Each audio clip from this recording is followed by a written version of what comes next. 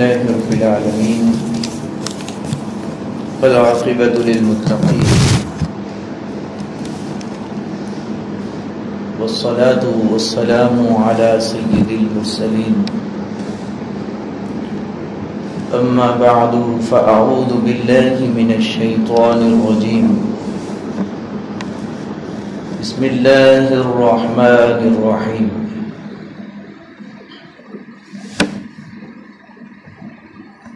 يا أيها الذين آمنوا كتب عليكم الصيام كما كتب على الذين من قبلكم لعلكم تتقون صدق الله العظيم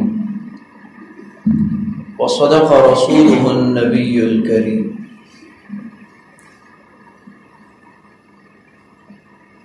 ونحن على ذلك لمن الشاهدين والشاكرين والحمد لله رب العالمين. قال الله تبارك وتعالى في شان حبيبه إن الله وملائكته يصلون على النبي يا أيها الذين آمنوا صلوا عليه وسلموا تسليما. الصلاة والسلام على سيدي يا رسول الله وعلى آلك وأصحابك يا سيدي يا حبيب الله. الصلاة والسلام عليك يا نبي الله وعلى آلك وأصحابك يا نور الله. اللہ رب العزت کی توفیق سے، فضل و کرم سے ہمیں زندگی میں ایک بار پھر ماہ سیام، ماہ رمضان المبارک کی برکتیں نصیب ہوئیں. جس قدر توفیق ملی، اللہ رب العزت کی رضا کے حصول کے لیے اعمال صالحہ کی کوشش بھی کی گئی. اللہ تعالی ہم سب کی بندگی کو قبول فرمائے اور اپنی شان کے لائق اجر ہم سب کے شامل حال فرمائے. قرآن اور رمضان کو ہمارا شفیع بنائے. حضور صلی اللہ علیہ وآلہ وسلم کی محبت کے ساتھ ساتھ آپ صلی اللہ علیہ وآلہ وسلم کی تعلیمات کی برکت سے دنیا و آخرت میں کامیابی نصیب ہو. آمین ثم آمین. آج کے خطبہ جمعۃ المبارک کے لیے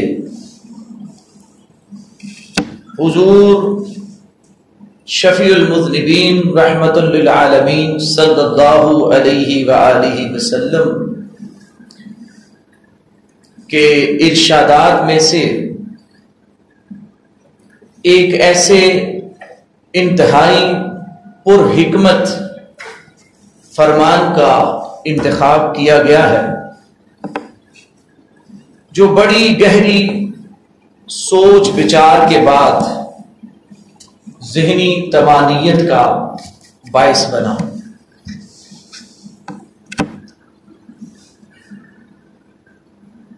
ماہ رمضان المبارک میں نماز و زکوٰۃ کے علاوہ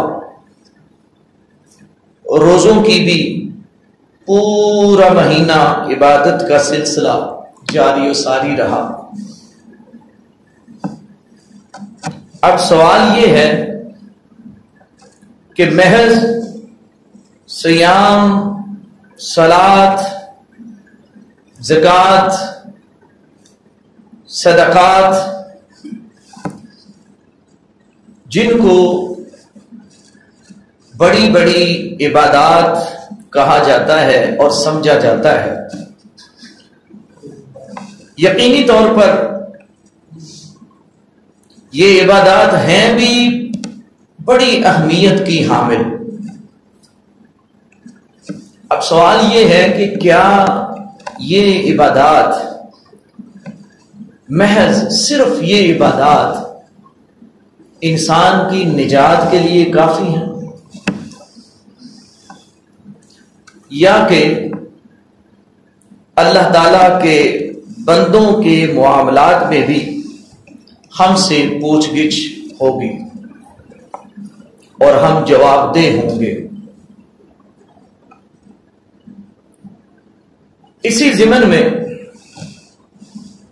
سنیے حضور صلی اللہ علیہ وآلہ وسلم کا ارشاد پاک، جس میں ان دونوں چیزوں کا تذکرہ ہے، نماز کا بھی تذکرہ ہے اور روزوں کا بھی ذکر ہے، زکوٰۃ و صدقات کا بیان بھی موجود ہے۔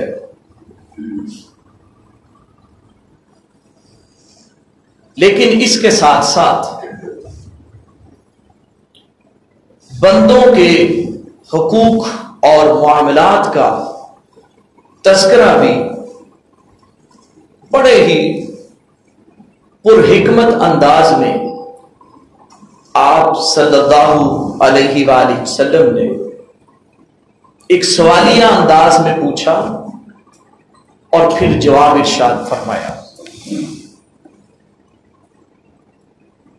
آپ صلی اللہ علیہ وآلہ وسلم کا انداز مبارک ایسا ہوتا تھا کہ بات سب کو صحیح طریقے سے نہ صرف سمجھ آ جائے بلکہ ذہن نشین ہو جائے،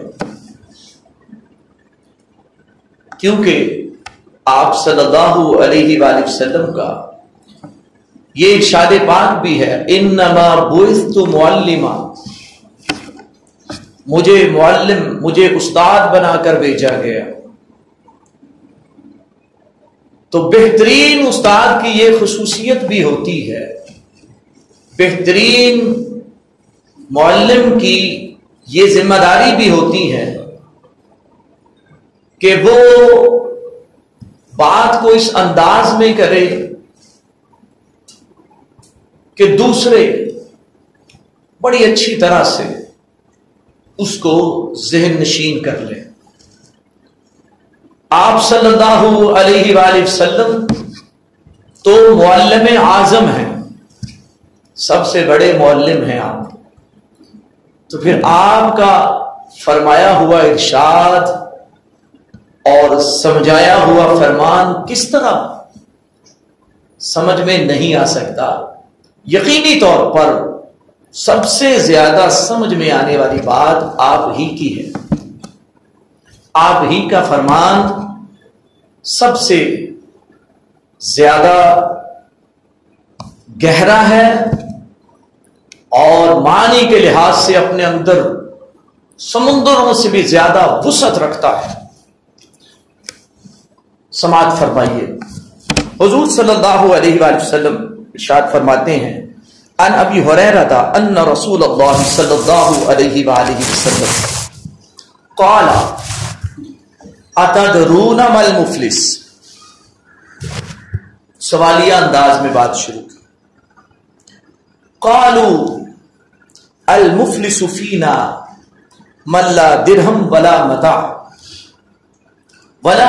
له، فقال ان المفلس من امتی من یأتی یوم القیامہ بصلاۃ وصیام وزکاۃ ویأتی قد شتم هذا وقذف هذا وأكل مال هذا وسفك دم هذا وضرب هذا فيعطى هذا من حسناته فإن فنيت حسناته قبل أن يقضى ما عليه أخذ من خطاياهم فطرحت عليه ثم طرح في النار صدق النبی علیہ الصلاۃ والسلام رواہ مسلم۔ حدیث شریف کی جو 6 مستند ترین کتابیں ہیں ان میں سے ایک صحیح مسلم شریف بھی ہے۔ یہ حدیث پاک صحیح مسلم میں موجود ہے۔ اس کا ترجمہ و مفہوم سماعت فرما لیجیے۔ حضرت ابو ہریرہ رضی اللہ تعالی عنہ روایت فرماتے ہیں، قال اتدرون ما المفلس، حضور صلی اللہ علیہ وآلہ وسلم کے اس ارشاد کو حضرت ابو ہریرہ رضی اللہ تعالی عنہ لیتے ہیں اور آگے بیان فرماتے ہیں۔ قال اتدرون ما المفلس، آپ صلی اللہ علیہ وآلہ وسلم نے فرمایا کیا تم جانتے ہو مفلس کون ہے؟ اب یہ سوال کیا جا رہا ہے۔ میں نے پہلے عرض کیا کہ استاد کی ایک ٹیکنیک یہ بھی ہوتی ہے کہ وہ بات اس طرح سے کرے کہ سارے متوجہ ہو کر سنیں اور اس کو سمجھیں اور اس سے رہنمائی حاصل کریں۔ آپ علیہ الصلوۃ والسلام کا یہ انداز مبارک ہے۔ عموماً بعض روایات میں آپ کو ملے گا کہ آپ سوال فرماتے ہیں اور پھر جب پوری طرح سے سامعین کی توجہ ہو جاتی ہے تو پھر اصل جواب بھی خود ہی ارشاد فرما دیتے ہیں۔ فرمایا کہ کیا تم جانتے ہو مفلس کون ہے؟ قالوا، عرض کی صحابہ کرام رضوان اللہ تعالی علیہم اجمعین نے عرض کیا یا رسول اللہ صلی اللہ علیہ وآلہ وسلم المفلس فینا من لا درہم ولا متاع لہ، جو ایک عام سا مفہوم بنتا تھا اسی مفہوم کو صحابہ عرض کرتے ہیں،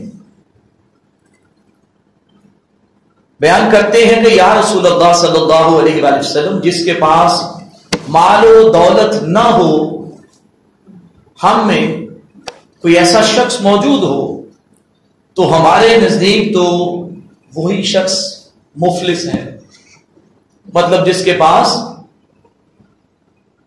جو ضروریات زندگی کی چیزیں ہیں وہ بھی بنیادی سہولیات بھی جس کو میسر نہ ہو، مال و دولت کی کثرت نہ ہو،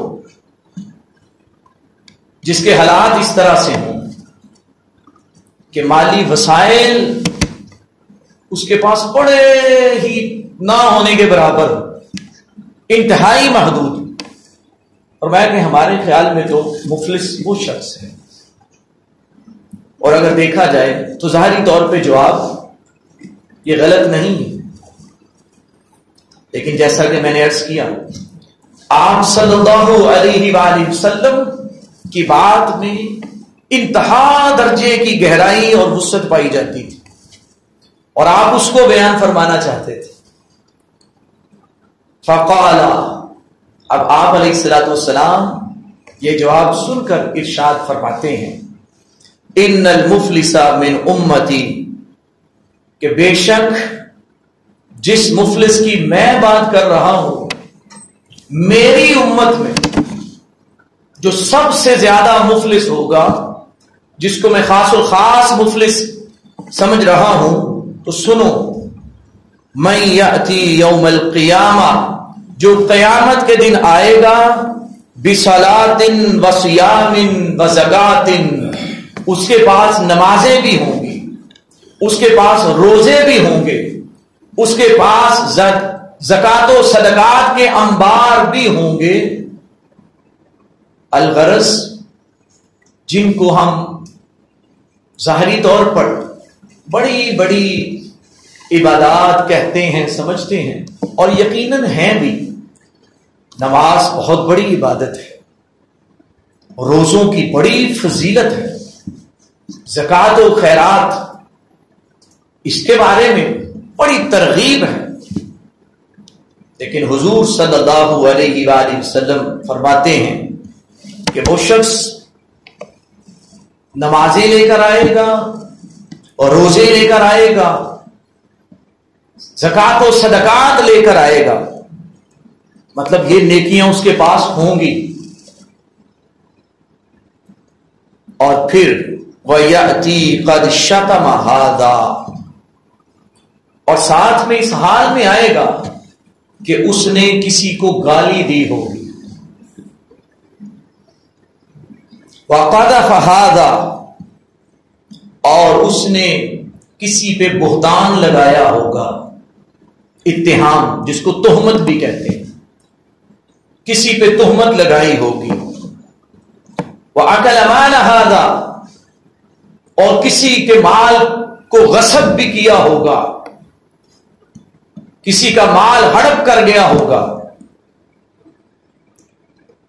وَسَفَكَ دَمَ هَذَا، اور کسی کا اس نے خون بہایا ہوگا۔ اب یہ مختلف کردار بیان ہو رہے ہیں۔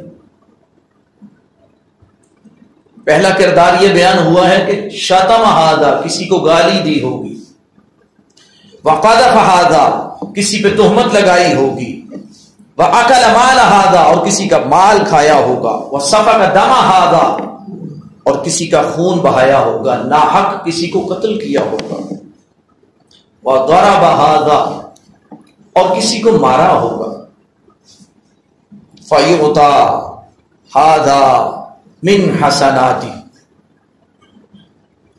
اب اس عدالت میں اللہ رب العزت اب فیصلہ فرما رہے ہیں،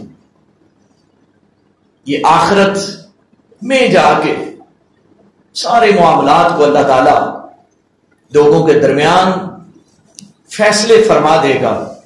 آج اس دنیا میں تو یہ جو چیزیں آپ نے سنی ہیں، دیکھا ہوگا کہ طاقت کے زور پر، اپنے اختیارات کے زور پر یہاں پہ انسان ان معاملات میں کمی بیشی کر لیتا ہے، اور بعض اوقات مظلوم کی صورتحال ایسی ہوتی ہے کہ وہ ظالم سے بدلہ بھی نہیں لے سکتا۔ اب اس کے مال، مظلوم کے مال پہ قبضہ ہو جاتا ہے، اس کا مال کھا لیا جاتا ہے، ہڑپ کر لی جاتی ہے، کسی کی زمین پہ قبضہ ہو جاتا ہے، تو یہاں پہ اس دنیا میں ظاہر ہے یہ دار العمل ہے، دار الجزا نہیں ہے۔ بعض معاملات میں جزا یہاں پہ بھی مل جاتی ہے، لیکن اس حدیث کی روشنی سے پتہ چلتا ہے کہ پھر بھی بہت سے معاملات ایسے ہوں گے کہ جن کی جزا حقیقی معنوں میں آخرت میں ملے گی۔ فَمَن يَعْمَلْ مِثْقَالَ ذَرَّةٍ خَيْرًا يَرَهُ وَمَن يَعْمَلْ مِثْقَالَ ذَرَّةٍ شَرًّا يَرَهُ۔ اب وہ ذرے ذرے کا وہاں پہ حساب ہوگا۔ اب یہ حساب کا وقت ہے، تو حدیث میں آتا ہے، حدیث کے اگلے الفاظ سنیے، فَيُعْطَى هَذَا مِنْ حَسَنَاتِ، کہ یہ جو شخص نمازیں لے کر آیا تھا، بہت بڑی نمازوں کی تعداد تھی اس کے پاس۔ یہاں پہ سوچئے، ذرا غور کیجئے کہ نماز کی عبادت ایک تو یہ ہے نا کہ انسان کے پاس یہ عمل ہی نہ ہو، تو ایک یہ ہے کہ بھرپور طریقے سے بڑے اہتمام کے ساتھ نمازوں کی اس کو توفیق یہاں پہ ملتی رہی، نمازیں وہ پڑھتا رہا، روزے بھی رکھتا رہا، زکوٰۃ و صدقات بھی دیتا رہا، لیکن اس کے ساتھ ساتھ حقوق العباد میں، معاملات میں کوتاہیاں بھی کرتا رہا۔ تو حدیث میں آتا ہے فَيُعْطَى هَذَا مِنْ حَسَنَاتِ، ایسے نمازی، ایسے روزے دار اور ایسے سخی کی عبادتوں کو لیا جائے گا اور مظلومین کو دے دی جائیں گی۔ نمازیں کسی نے پڑھی تھیں، لیکن وہاں پہ کام کسی اور کے آ رہے ہیں. روزے یہاں پہ رکھے تھے لیکن وہاں پہ روزوں کی عبادت اس شخص کے پاس نہیں رہے گی جس نے دوسروں کا حق مارا ہوگا. فرمایا کہ اب ان سے روزوں کی عبادت لے لی جائے گی اور مظلوم کو دے دی جائے گی. زکات و صدقات کا اجر بے انتہا ہے، لیکن فرمایا کہ وہاں پہ اس شخص کے پاس اس عبادت کے بدلے میں جو اجر تھا وہ بھی نہیں رہے گا، بلکہ یہ عبادت ہی اس سے لے کر اس شخص کو دے دی جائے گی جس کا حق اس نے دنیا میں مارا تھا. دنیا میں معاملہ رفع دفع نہیں کیا تھا، معافی تلافی یہاں پہ نہیں کی تھی. اب بظاہر یہاں پہ قبضہ کر لیا، لیکن آخرت میں یہ نمازیں اور روزے، یہ بڑی بڑی عبادتوں کا تذکرہ اس لیے کیا گیا کہ جب بڑی بڑی عبادتیں پاس نہیں رہیں گی تو چھوٹی چھوٹی عبادتیں کہاں اس کے کام آئیں گی. جس شخص کو اس کی نمازیں نہ بچا سکی، اس کے روزے نہ بچا سکے، اس کو اس کی زکات اور صدقات نہ بچا سکے، باقی عبادات اس کو کہاں نجات دے سکتی ہیں. اب حدیث کے اگلے الفاظ سنیے. فَإِنْ فَنِيَتْ حَسَنَاتُ، پھر اگر اس کی نیکیاں ختم ہو جائیں، یعنی اس کی نیکیاں، نماز والی کسی کو دے دی، روزے کسی کو دے دیے، زکات و صدقات کسی کو دے دیے، لیکن ابھی قصاص اور بدلہ مکمل نہیں ہوا. ابھی لوگوں کی تعداد موجود ہے جو کہتے ہیں کہ ہم نے بھی، ہمارا بھی باری تعالیٰ اس سے معاملہ ہے، ابھی تو ہمارے جو اس نے حقوق سلب کیے تھے ابھی تو ہم نے بھی بدلہ لینا ہے. تو حدیث میں آتا ہے فَإِنْ فَنِيَتْ حَسَنَاتُ، پھر اگر اس کی حسنات ختم ہو جائیں گی قبل ان یقضى ما علیہ، اس سے پہلے کہ ابھی مقدمے اس کے خلاف موجود ہوں گے. تو حدیث میں آتا ہے اخذ من خطاياهم، پھر ان لوگوں کی خطائیں لی جائیں گی اور گناہ. ظاہر ہے ہر انسان کسی نہ کسی لحاظ سے گناہ گار تو ہے ہی، تو جن کا معاملہ بھی باقی ہے تو ان کی زندگی میں جو ان سے خطائیں ہوئی ہوں گی، ان سے جو گناہ سرزد ہوئے ہوں گے، اب ظاہر ہے نیکی دینے کے لیے تو اس کے پاس بچا کچھ نہیں، لیکن ان کے گناہ تو ہے نا، ان کے گناہ پکڑے جائیں گے اور اس شخص کے نامہ اعمال میں ڈال دیے جائیں گے جس کے پاس نیکی پہلے ہی نہیں بچی. پہلے ہی اب اس کے پاس بچا ہے تو کیا بچا ہے، اس کے اپنے گناہ بچے ہیں. تو اب ان لوگوں کے گناہ مظلومین کے گناہ لیے جائیں گے اور اس ظالم کے درجے میں ڈال دیے جائیں گے، اس کے نامہ اعمال میں ڈال دیے جائیں گے. اب حدیث کے اگلے الفاظ سنیے. فَطُرِحَتْ عَلَيْهِ، اور اس کو ثُمَّ طُرِحَ فِي النَّارِ، جب ان کی خطائیں بھی ڈال دی جائیں گی تو آخر میں فیصلہ یہ ہوگا، اللہ رب العزت کی طرف سے یہ قصاص ملے گا، یہ بدلہ ملے گا. ثُمَّ طُرِحَ فِي النَّارِ، پھر اس ظالم کو پکڑ کے جہنم میں پھینک دیا جائے گا. اب دیکھیے ابھی تازہ روزے گزرے ہیں، بڑی نمازوں کا بھی اہتمام ہوتا رہا ہے اور زکات و صدقات کی بھی کوشش کی گئی. اس حدیث کی روشنی میں اگر ہم غور کریں تو کسی نہ کسی درجے ہم خدا نخواستہ غور کریں کہ کہیں ہم اس کے زمرے میں تو نہیں آ رہے، کیونکہ اس حدیث پاک میں جو سب سے پہلی چیز بیان ہوئی ہے نا، وہ کیا چیز بیان ہوئی ہے؟ زبان کا تذکرہ ہے. سب سے پہلی چیز زبان ہے، یعنی وَيَأْتِي قَدْ شَتَمَ هَذَا، وہ شخص اس دنیا میں آئے گا اس نے کسی کو گالی دی ہوگی، اس دنیا کے اندر معاملات میں اس نے کیا کیا ہوگا، آخرت میں جب پیش ہوگا نمازوں کے ساتھ تو پیش ہوگا، اور روزوں کے ساتھ وہ پیش ہوگا، صدقات کے ساتھ پیش ہوگا، لیکن اس دنیا میں اس نے اپنی زبان کا کیا استعمال کیا ہوگا؟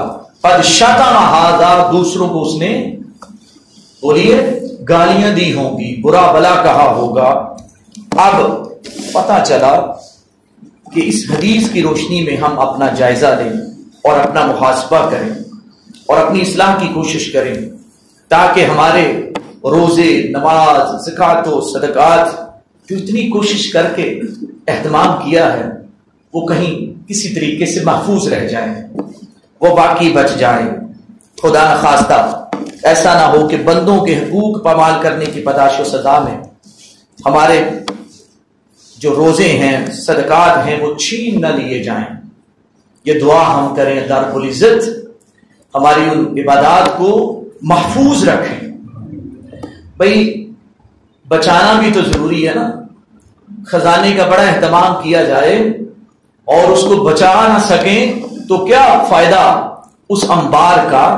ایسے ہی روزوں میں عبادات کا بڑا انبار لگا لیا، لیکن اگر وہ محفوظ نہ رکھ سکے تو کیا فائدہ ان روزوں کا، کیا فائدہ پھر ان نمازوں کا، کیا فائدہ پھر ان زکوٰۃ و صدقات کا۔ اللہ پاک ہم سب کو ایسی مفلسی سے محفوظ رکھے جس کا تذکرہ اس حدیث میں ہو رہا ہے۔ دوستو ابھی وقت ہے ہم اپنی اصلاح کر لیں۔ تو میں نے عرض کیا جو پہلی چیز اس حدیث میں بیان ہو رہی ہے وہ کیا ہے؟ قد شتم ھذا، زبان کا ذکر ہے۔ اور ایک اور حدیث اگر آپ سماعت فرمائیں، فرمایا کہ المسلم من سلم المسلمون من لسانہ و یدہ، فرمایا کہ مسلمان تو ہے ہی وہ شخص جس کی زبان اور اس کے ہاتھ سے دوسرے مسلمان محفوظ رہے۔ بھائی مسلمان کی تعریف اگر پوچھی جائے مسلمان کسے کہا جاتا ہے تو حدیث میں یہ دو چیزوں کا تذکرہ ہے کہ جس کی زبان اور اس کے ہاتھ سے دوسرے مسلمان محفوظ رہے۔ تو اسی لیے اس کے ساتھ ایک اور حدیث جس کا مفہوم آپ سماعت فرما لیں، آپ صلی اللہ علیہ وآلہ وسلم نے فرمایا کہ جو شخص ان دو چیزوں کی ضمانت دے دے جو جبڑوں کے درمیان میں ہے، یعنی زبان اور دو رانوں کے درمیان یعنی شرمگاہ، تو میں ایسے شخص کو جنت کی ضمانت دیتا ہوں۔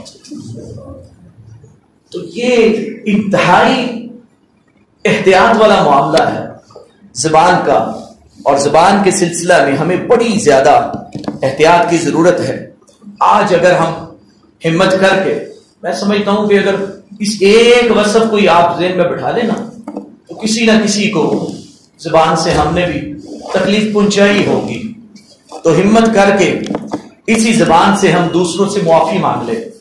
بھئی جس زبان سے دوسروں کو اذیت و تکلیف میں مبتلا کیا ہے، اب اسی زبان سے اگر ہم معافی مانگ لیں گے تو اللہ تعالیٰ ہمارے لیے دنیا و آخرت میں راحت کے سامان پیدا فرما دیں گے۔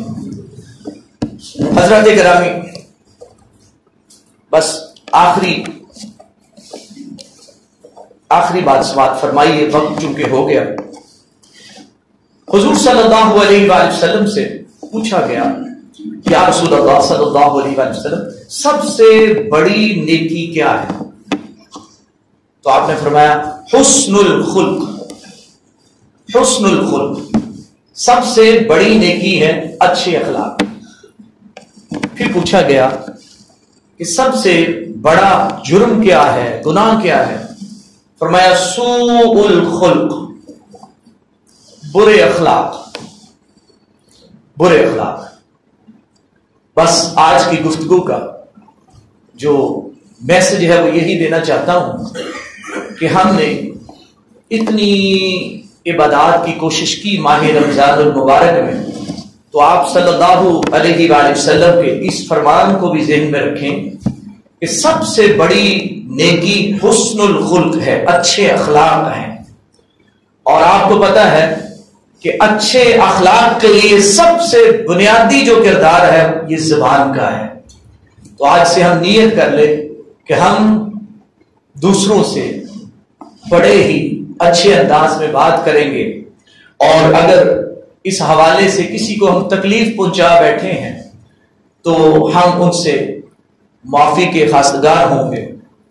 اور جس کو حضور صلی اللہ علیہ وسلم نے فرمایا کہ سوء الخلق سب سے بڑا گناہ برے اخلاق ہیں، تو اس بڑے گناہ سے بھی بچنے کا ہم ارادہ کریں گے تاکہ اللہ رب العزت ماہ رمضان المبارک میں اس کی توفیق سے جس قدر بھی روزوں کی سعادت ملی، جس قدر نمازوں کی توفیق ملی، اور جس قدر زکوٰۃ و صدقات کی توفیق میسر آئی، تاکہ اللہ رب العزت ہماری جو بظاہر بہت بڑی بڑی عبادات ہیں اور ہیں بھی بڑی بڑی، اللہ تعالیٰ ان کی حفاظت فرمائے اور آخرت میں ہمارے لیے ذریعہ نجات بنائے۔ وما علینا الا البلاغ۔